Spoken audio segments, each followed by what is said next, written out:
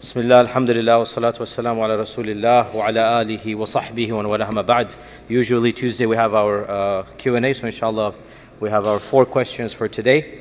First one, Bismillah, is it permissible to keep a small Quran in your wallet or car for the purposes of Baraqa? And then the questioner says, isn't this similar to what other religions have done with their holy icons? End question. So are we allowed to keep a copy of the Quran in, he says the wallet. I don't understand how the Quran will go in the wallet, but I guess you can get really small Qurans, or more realistically the car, for the purposes of protecting the car. So the answer to this, actually it goes back to a very theological issue, and that is, can you use the Quran as essentially a tamima in Arabic, or in English a good luck charm? Can you use the Quran to bring about barakah, the physical copy of the Quran? Now, by unanimous consensus, you can use the Quran as recitation to bring about barakah. There's no ikhtilaf there. You can recite Ayatul Kursi, you can do whatever you want with recitation of the Quran. The controversy that goes back to the time of the Sahaba, can you use a physical written kitab of the Quran, a writing of the Quran? Can you use written Ayatul Kursi? Can you use any type of verse as a physical icon to bring about barakah? We find some of the Sahaba, they allowed this. Most famously, Aisha radiallahu anha, it is authentically reported that when members of her extended family, the children, the grandchildren of Asma, for example, when they became sick, Aisha would, radiallahu anha, cause some verses of the Quran to be put around them, for example. It is also narrated from Abdullah ibn Amr ibn al-As radiallahu anh, that he would allow using physical copy of the Quran to cure a shifa. And he would say the Quran is a shifa, as Allah says in the Quran, is a shifa lima fi sudur, whether it is recited, whether it is physically written. And it is also narrated that some of them would allow excuse me, this is the gift of Hajj that happens. Some of them would allow the Quran to be worn on the necks of children, toddlers, to protect them from evil eye. So this is narrated from some of the Sahaba. At the same time, it is also narrated from some of them, such as Abdullah ibn Mas'ud radiallahu anh, that he would not allow the Quran to be worn as protection. And he said it is not befitting the Quran that it be worn as protection. So we find this little bit of controversy from the time of the Sahaba themselves, that should the Quran be used as a physical protection or not. Therefore, in light of this, it can be said, number one, to use a copy of the Quran as a physical source of blessings cannot be considered to be shirk. It's not shirk. Why? Because the Quran is the speech of Allah. So the Quran is the speech of Allah. When you seek protection from the Quran, you are not turning to other than Allah subhanahu wa ta'ala. You are not turning to other than Allah. You can turn to the Quran for protection. And the Quran is a respected book because it contains the speech of Allah. You have to have wudu to touch it. And the physical mushaf is venerated. So it is not shirk. But the question is it proper etiquette to use the Quran as a source of protection? Is it adab? Is it something that shows adab to the Quran? And some of the Sahaba said yes, some of them said no. And there is no question that the Prophet ﷺ himself did not use physical written Quran, even though it was written in his lifetime. He did not use it to have a physical protection. Therefore, I personally, it is my personal opinion, I lean towards Ibn Mas'ud's position, but we cannot rebuke the other side, because who has the other side? Aisha radiallahu anha, Abdullah ibn Amr ibn al-As radiallahu anh. You cannot rebuke the other side. There is legitimacy to those who say, I want to keep a copy of the Quran in my glove compartment, may Allah protect my car, right? There's nothing, I'm not going to say that's wrong. At the same time, firstly, there is no question that reciting the Quran and using your tongue is a higher goal in the eyes of Allah. You are actually doing an act of worship, an active, versus keeping the Quran in the glove compartment is a passive, it's not active. So there's no question that reciting the Quran, reciting Ayatul Kursi, making your tongue move, every time you start the car, say, Subhanallah sakharana hada. That is a higher maqam, and it is an act of worship. Secondly, let us be honest here, and we all have either done it ourselves or have friends or relatives that do it. When you put the mushaf in the glove compartment, what happens? The glove compartment fills with miscellaneous issues. It fills with, the tire pressure. It fills with pens and pencils. Honestly, is this adab that we are showing the Quran to put it just like that on the side? So my personal opinion is that it's not the best thing to do. Let me phrase it that way. And you should recite the Quran, but I'm not going to criticize or say that it is wrong, and it is clearly not haram or shirk to do so, because turning to the Quran, whether it is written, whether it is recited, is an act of worship. But we say, in my humble opinion, I say it is not the best mechanism respecting the Mushaf, and Allah knows best. The second, and this is, I'm assuming, a teenager, high school child who emailed, high school young man or woman who emailed this to me. By the way, as usual, I have hundreds of questions, so I have to choose what is more relevant. The question goes as follows. I have heard someone say that Einstein's theory of relativity is shirk, because it says that matter cannot be created or destroyed. How does this affect how Islam views science? End question. MashaAllah, is a very deep question, right? How does it affect how we view science? The response to this: be careful what you hear, be careful what you accept. Okay? Just to make this blanket statement that Einstein's theory, and I'm assuming he means the special theory of relativity, which deals with basically if objects are moving in the same dimension and the same speed, then laws of physics apply equally to them, E equals mc squared. As for the general theory, it deals with, of course, the laws of gravity. That's a separate topic altogether. But I'm assuming that the question is the special theory, and in particular E equals mc squared, and the notion being that matter cannot be created or destroyed, rather it transfers from one form to another. And so somebody said to this young man or young woman that this is kufr. And the response is, calm down. Don't read in. Einstein is not talking theology, Einstein is talking science. And some say Einstein himself was a believer, whether he was or not is irrelevant to us. In and of itself, the laws of physics are the laws of physics, the laws of chemistry are the laws of chemistry. We may apply them with the simple caveat that if Allah wills, He can change.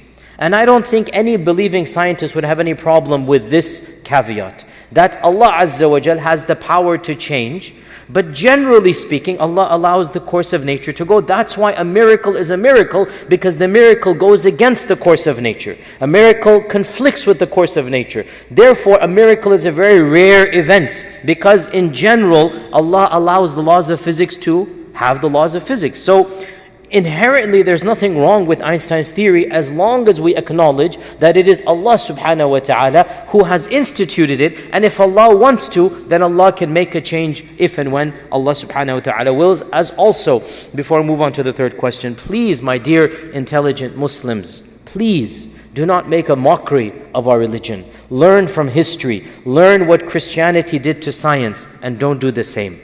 Learn as well how foolish some modern segments of religious folk sound, the creationists who say that, oh, the world has only been for 6,000 years and there's no such thing as dinosaurs. And these are, of course, not Muslims, and they say that this is, God has placed dinosaur bones on earth to test us, whether we believe in the Bible or whether we believe in dinosaur bones. So dinosaur bones are a fitna from Allah.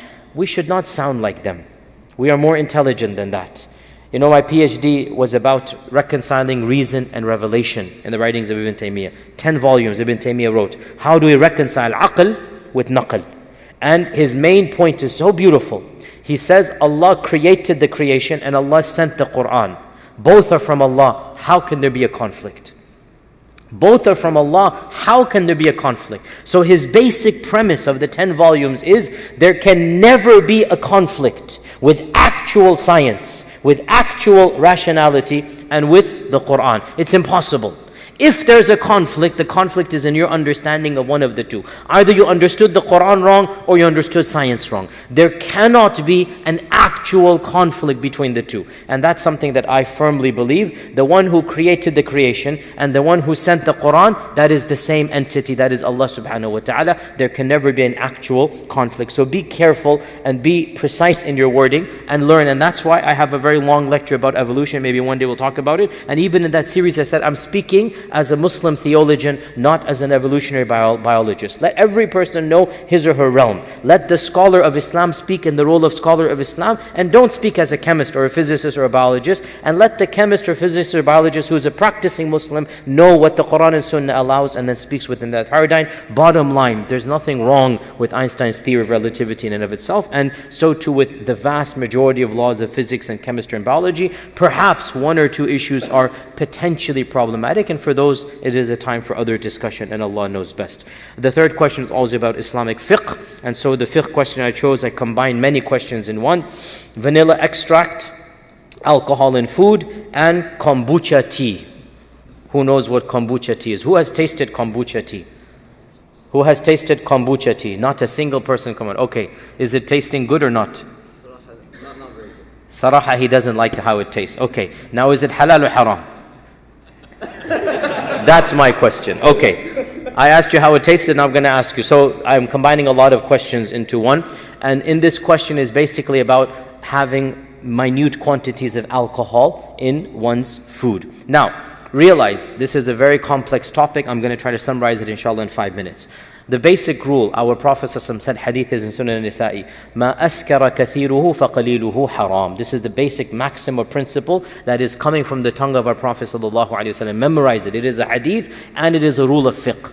That which intoxicates in large quantities is haram in small quantities. This is a maxim of fiqh and it is a hadith. That which intoxicates in large quantities is haram in small quantities. So, whatever intoxicates in large quantities, by large quantities we don't mean if you drink a lake. You will die if you drink a lake. We mean that which a reasonable average person may consume in a short period of time. 5, 6, 7, 8 glasses, okay? Anything beyond this, you're talking about dying before you. If something kills you before it intoxicates you, that's not haram, okay? Water will kill you if you drink, gallons and gallons in a very short period, as has happened recently in a number of times. So, if something intoxicates in a reasonably large quantity, a very minute light beer, for example, if you drink 10 glasses, you'll become intoxicated. Therefore, a drop of that beer is haram. Because if 10 glasses intoxicates, 10 small glasses, a person can drink 10 glasses in an hour or two. If that will intoxicate, then a drop of that beer, if you put it on your tongue, it is haram. مَا أَسْكَرَ كَثِيرُهُ فَقَلِيلُهُ haram. However, a number of points. First and foremost, khamr is not alcohol. Not every alcohol is khamr, not every khamr is alcohol. The Islamic prohibition is on khamr, not on alcohol. Alcohol is a class of chemical compounds. Anything that has an OH radical becomes an alcohol. Not every alcohol is khamr. Methanol is not khamr. It will kill you before it intoxicates you. Methanol is not khamr. The primary alcohol in our times that is khamr is ethanol or ethyl alcohol. That is what is found in beer and in other products. And there are other types of alcohol that also intoxicate. But not every alcohol intoxicates, and not every intoxicant is an alcohol. Therefore, when you pick up a food item and you read all the ingredients and you read something, isopropyl, glycol, whatever, alcohol, don't just say, oh, haram. You need to do your research. Majority of those alcohols are chemical alcohols, not khamr.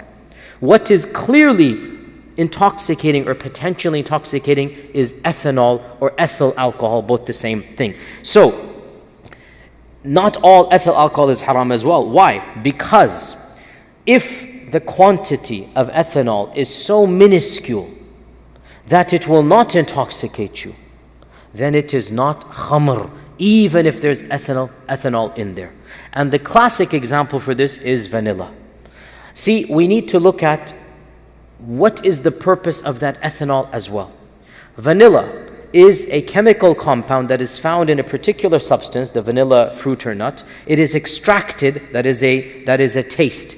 And in order to get that extraction from that extraction to your cake, to your ice cream, there must be a mechanism to preserve the vanilla. And that mechanism is ethanol. Ethanol, as every chemist and every person who studies chemistry knows, ethanol is innate and it does not interact with the substance. That's why it's so useful. You can put another substance in ethanol and preserve the substance from the production to your kitchen. So ethanol therefore becomes a solvent that has no actual role other than to preserve. How can you extract this and then take it to the kitchen? It is via the mechanism of the ethanol. So vanilla extract has a lot of ethanol, but the purpose of the ethanol is what? It is to preserve the flavor of the vanilla. And then how much do you add? You will add half a teaspoon. You will add a few drops. And that will then be to your whole cake or to your homemade ice cream, which you'll invite me to taste this, inshallah, if it's ice cream. So that amount of vanilla extract that you add, it will never be enough to intoxicate you. It will never. You can eat lots of vanilla ice cream. Somebody has experience doing that. I won't point any fingers. You can eat lots of vanilla ice cream and you will not feel any intoxication. ما أسكر كثير فقليل حرام. That which intoxicates in large is haram in small. Therefore, that which does not intoxicate in large is halal in large and small. You can eat vanilla ice cream, you can eat vanilla cake, you will not become intoxicated. Therefore, it is halal because it does not intoxicate in large quantities. As well, some natural fermentation might occur. Actually, at the molecular level, orange juice, apple juice might have some fermentation. If you were to do a very detailed chemical study of your orange juice at home, you might find some fermentation, some ethanol produced. Does it make orange juice haram? No, because you can drink a lot of orange juice and what will happen? You might get sick, but you won't become intoxicated. So, small, minuscule quantities are overlooked. Now, what if somebody says, then therefore, why can't we go to a steakhouse, halal steakhouse? We'll get to the meat issue in a few weeks. I've already been bombarded with meat. That's on the agenda as well. Meat is always on the agenda. Don't worry. Alhamdulillah. So, you go to a halal steakhouse and they add wine. And you will say, Shaykh, you just said that if it doesn't intoxicate in large quantities, halal in small quantities. I can eat 2, 3, 4 of these steaks. I don't know what type of stomach you have, but okay. And I will not become intoxicated. Does that make the steak halal? We say there's another principle. And this is one of the principles of the Sharia. Al-umuru bimaqasidiha.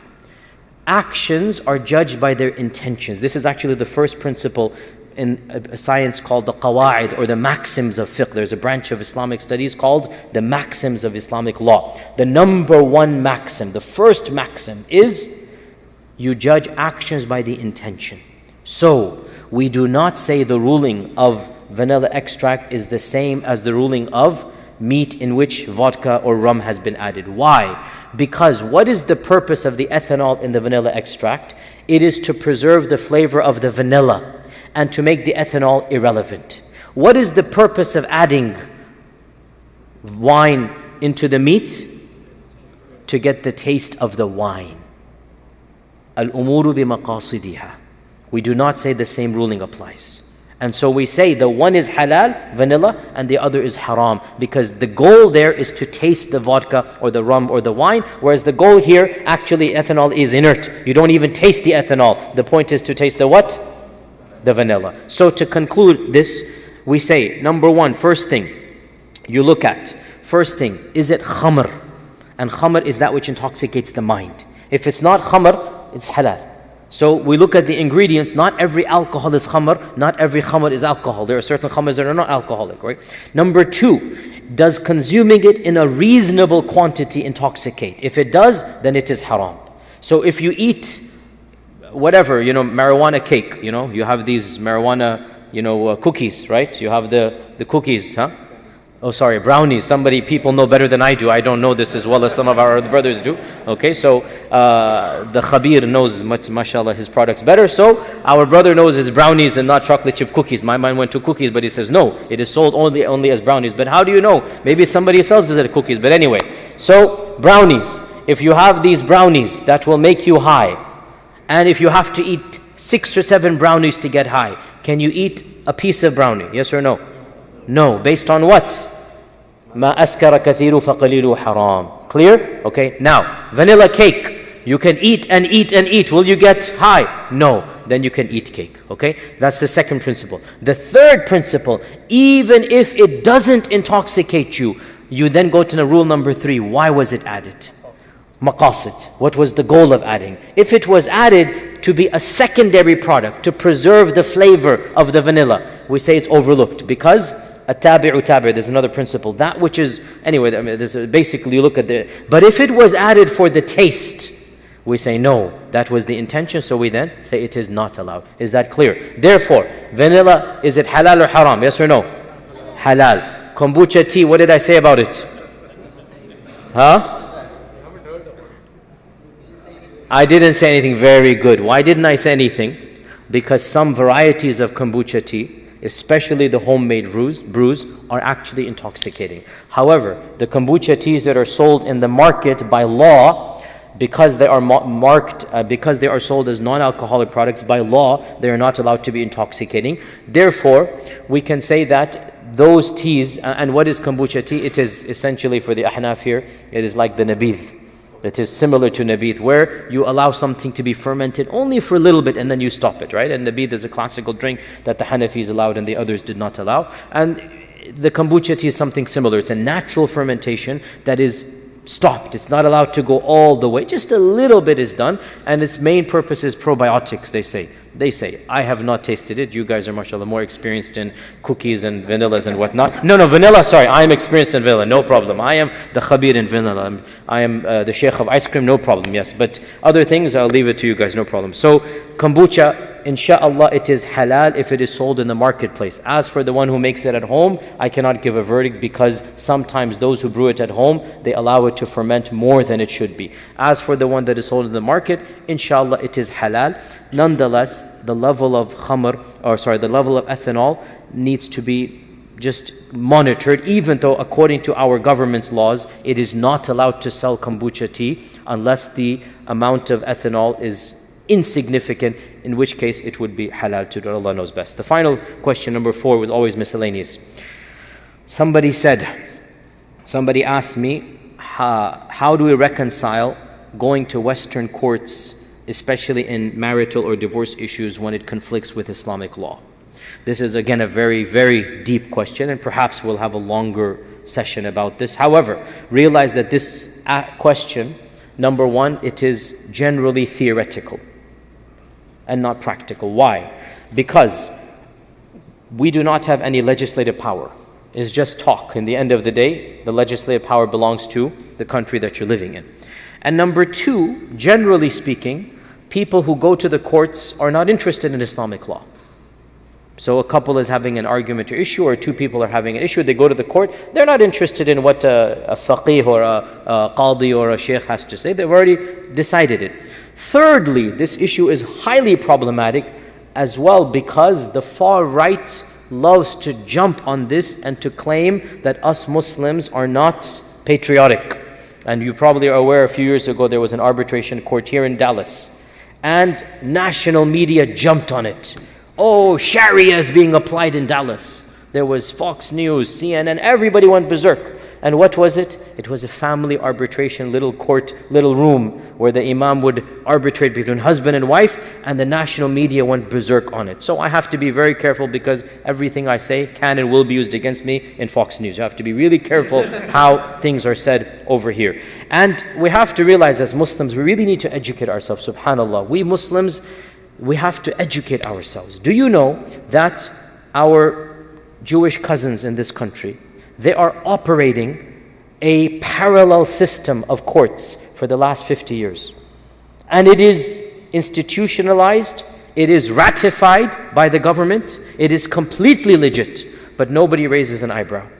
And this system is called Bet Din, literally Beit Din, the house of law. Din means law. Even in Arabic, Din can also mean law, Qanun. Beit Din, the house of law, Bet Din. And the Orthodox and conservative Jewish groups, they have hundreds of these mini courts, including here in Dallas, Bet Din, where business partners, husband and wife, can go in front of an actual rabbis, like Sharia, like judges, Islamic judges, they have rabbis who are trained not in American law, but in what? In Jewish law. And they will get their court case in that Jewish Bet Din. The Bet Din will ratify, and the government will allow these 2 parties to arbitrate. Nobody raises an eyebrow. When we want to do it, subhanAllah, the whole world objects. Why? Frankly, because we didn't do our own homework. And we didn't know what to say, and we didn't do it professionally. So, in a nutshell, Ideally, this topic needs to be explored more, and that's one of the reasons I'm answering this question, to raise public awareness. Why can't we have our own equivalent of bed deens? Why can't we? Why can't we? I'll tell you why. Because we are not organized. Otherwise, the law allows it. The Constitution allows it, and frankly, the courts embrace it. Why do the courts embrace it? Because it takes the headache off of their back. Instead of a longer list, you can say, okay, and by the way, this is only in certain areas. Areas where the court allows arbitration. The court will never allow you to do arbitration when it comes to crime. When it comes to stealing or rape or murder. No, of course not. Only when two people are disputing amongst themselves and they both agree that we want a religious arbitration, not a secular arbitration. They both agree and there's no third party. So you cannot have bed deen even in the Jewish system when it comes to child custody. You have to go to the secular courts. Because that's where the court says, oh no, we cannot have faith-based. But if a husband and wife without children, they want to reconcile, right? If two business partners want to reconcile, the American Constitution, the court system welcomes arbitration. Go ahead, you guys do it, take it off our back. So we should have no problems where the court allows us to also do the same thing, but it is a voluntary opt-in. Both parties have to opt in and they sign that they will opt in. And there was a famous case, I think a decade ago, where a Jewish couple, they went to the bed deen, then the wife disagreed. She sued in a civil court and the civil court sided with the bed deen. And they said, look, you signed. You signed willingly that I want to go to the bed deen. Now you cannot, when the judgment is something you don't like, you cannot then go and say, oh, I'm sorry, I disagree. No. So you agree, you have to live up to your word to it. So this is a voluntary opt-in system. And we should also do this. As far as I know, it does not happen anywhere in America, in the Muslim community, even though it's happening in every large city in the Jewish community. And honestly, this is one of those areas where we Muslims, we need to learn from the Jewish people and sit with them and see what have they done. And there are many Jewish rabbis that are willing to help us out in this regard, because they realize the more the merrier. They realize their safety in numbers. They realize the more people do this, the better it is for them. So many things, we and them, we have so many things in common. And that's why in some European countries, Jewish and Muslim communities have come together, kosher and halal, circumcision, they've come together because the laws affect the both of us. So politics have their role and we have disagreements, but when it comes to living as minorities, we have so much work that we can do together, and that's something, it's a topic that needs to be discussed. In any case, this is all theoretical. Realistically, what is to be done? My response is, this is a case-by-case verdict. We cannot make a generic statement. If a Muslim couple goes to the secular courts, and I'm talking specifically about either a business partnership or a marriage relationship, they go to the secular court and they're not interested in what the Sharia has to say, then what can I do about that? What can I do? Leave it to their affairs. If they are interested, first they should come to the Sharia compliant and then see what can be done. See if we can do some type of arbitration within an Islamic realm with the ratification of the secular court, and that should be done. We can institute mini bed deens. You don't need a formal body. You can just have a legally binding arbitration. Any lawyer can give you a document that says these two people are fighting and they've agreed to go to this arbitration, and that arbitration will be legally binding as long as these conditions are met. So I encourage all of you Muslims that have any dispute to think about going to a qualified, faqih, a qualified mufti who knows the basics of American law and also the mechanism of a lawyer, and get it done. Now, suppose it wasn't done. And this is where the problem arises, and with this we conclude. Suppose it wasn't done, and especially marital issues, because by the way, business partnerships, generally speaking, secular courts and Islamic law will be pretty similar. Business partnerships, generally speaking, whatever the agreement is going to be by the agreement, whatever the contract was. So overall, there will be much more overlap. But family law, marriage and divorce, clearly we have separate systems. So what can be done? This is a tricky one, case-by-case basis. I'll speak generically. If the husband goes to the divorce court, it's pretty clear that a talaq has taken place, because the talaq is the right of the husband. So if the husband initiates talaq in the secular system, it is an Islamic talaq. The bigger question comes, what if the wife goes to the divorce court and the husband is not wanting to do that? This is, once again, I'm speaking generically, do not apply anything I say to any specific case. First and foremost, every case is separate and unique. Go to a qualified faqih or mufti. Secondly, speaking in generics, if the wife, quote unquote, sues for divorce in a secular system for reasons that go back to her own personal issues. Not abuse, not he's not taking care of me. It's like, I just don't want to remain married. Like her own issues. And the husband eventually signs on to that divorce proceedings. Inshallah, generally speaking, we can say this is a type of khula'.